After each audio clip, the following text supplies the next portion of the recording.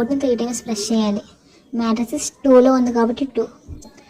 Shift 4 mat enable అవ్వడానికి 1 1 3 into 3 matrix ఇవ్వాలి.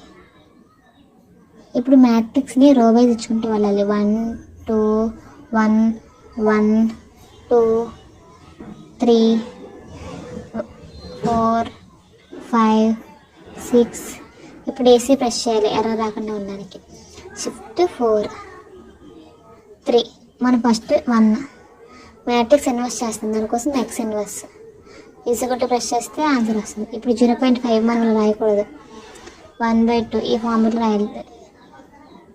ఇలా పాయింట్ ఫామ్లో ఉన్న దాన్ని A/B/C పట్టని ప్రెస్ చేస్తే మనకు అది బై ఫామ్స్లో వస్తుంది అన్నమాట. ఇప్పుడు డిటర్మినెంట్ కనుక్కోవాలి, దానికోసం షిఫ్ట్ 4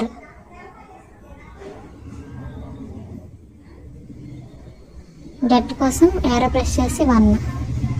ఇక్కడ మ్యాటీ రావాలి, దానికోసం షిఫ్ట్ 4 3 1 ఈజీగా ప్రెస్ చేసిన ఆన్సర్ వచ్చింది. ఇప్పుడు 6 అంటే మ్యాటీ అనేది డెట్ అనేది 6 వచ్చింది. ఇప్పుడు 3 మన మ్యాట్రిక్స్ ఇన్వర్స్ 4లో చూడండి. సో 4 into 6 ఇది అడ్జాయింట్ ఆఫ్ మ్యాట్రిక్స్ అనమాట. మన det of matrix into matrix inverse కలిపితే అడ్జాయింట్ ఆఫ్ మ్యాట్రిక్స్.